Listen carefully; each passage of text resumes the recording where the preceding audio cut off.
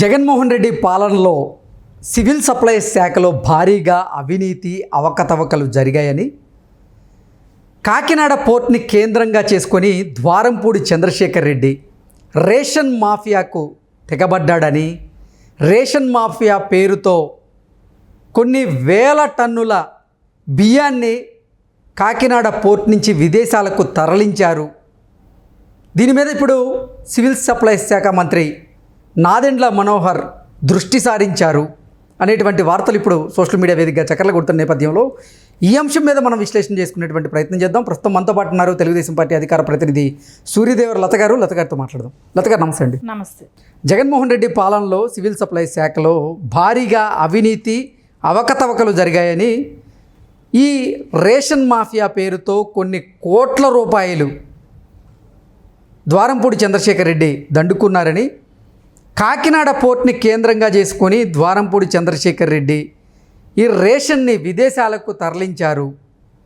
కొన్ని కోట్ల రూపాయల అవినీతి దీంట్లో జరిగింది. ఇప్పుడు నాదెండ్ల మనోహర్ గారు మంత్రి దాని మీద దృష్టి సారించారు. దాంట్లో జరిగినటువంటి అవకతవకలను బయటికి తీసుకొచ్చేందుకు ప్రయత్నం చేస్తున్నారంటూ కూడా కొన్ని వార్తలు ఇప్పుడు మన ముందు చక్కర్లు కొడుతూ ఉన్నాయి. దీని మీద మీ విశ్లేషణ ఏంటి? జగన్మోహన్ రెడ్డి అరాచకాలన్నీ ఒక్కొక్కటి ఇప్పుడు బయటపడుతున్నట్టే కనపడుతుంది. ఎందుకంటే మనం గతంలో చూసినప్పుడు ప్రతి మినిస్టర్కి కూడా వాళ్ళు ఎంత దోచుకోవాలో అంత దోచుకున్నట్టు లైసెన్స్లు ఇచ్చేశాడు. సో అవన్నీ ఇప్పుడు ఏమవుతుందంటే, ఇవన్నీ కూడా ఇప్పుడు ఏదైతే రేషన్ బియ్యందే కానివ్వచ్చు, ఇవన్నీ కూడా ఇప్పుడు కోడాలి నాని మెడకు చుట్టుకునే అవకాశాలు కూడా కనపడుతున్నాయి. అంటే వాళ్ళ గతంలో ద్వారంపూడి అతనికే కానివ్వండి, నానికే కానివ్వండి, వీళ్ళందరూ కూడా ఆ రేషన్ బియ్యం దానిలో ఇన్వాల్వ్మెంట్ ఉన్న వ్యక్తులే కాబట్టి వీళ్ళు అంటే ఆయన వెళ్ళి చెక్ చేసినప్పుడు మొత్తం కూడా అంటే సీజ్ చేశారు. అంటే అక్కడ చాలా అవకతవకలు జరిగాయి అనేది ఆయన కనిపెట్టడం జరిగింది.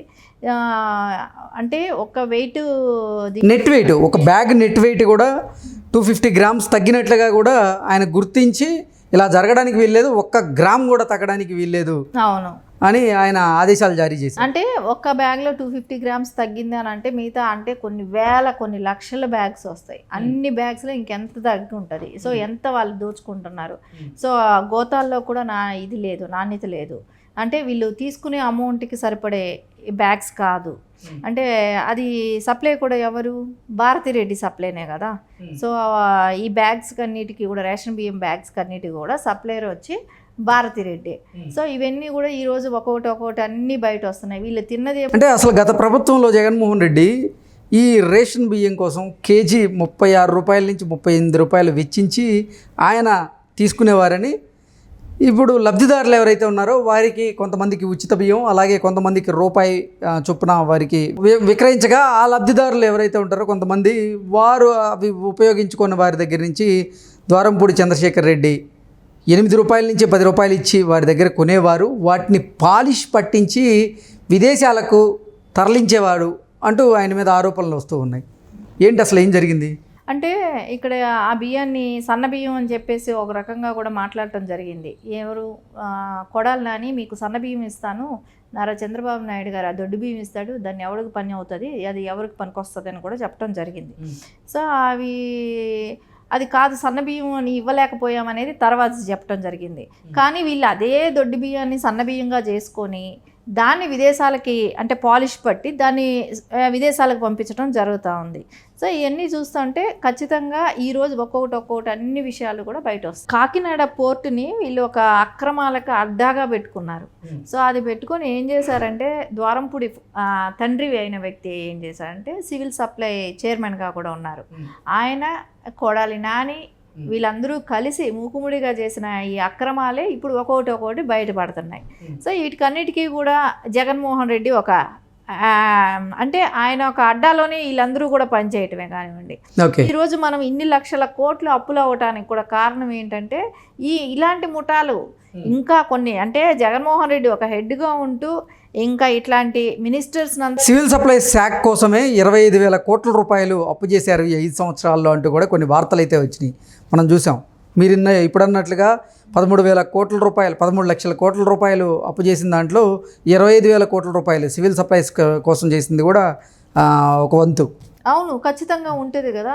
అంటే సివిల్ సప్లైలోనే 25,000 కోట్లు ఇది చేశారంటే ఇంకా మిగతా వాటిల్లో కూడా ఏ రకంగా జరిగి ఉంటుంది. అంటే ఈ రోజున ఇన్ని బయటపడుతున్నాయని అంటే ఈ 13,000 కోట్లు ఈ రేపు ఇవన్నీ మనం కక్కిస్తే రాష్ట్రం అభివృద్ధి ఈజీగా అయిపోతుంది. ఎందుకంటే ఈ తిన్న వ్యక్తులు ఎవరూ లేరు కదా, అంత వైసీపీ నాయకులే. ఆ వైసీపీ క్యాడర్ మొత్తం తింటమే.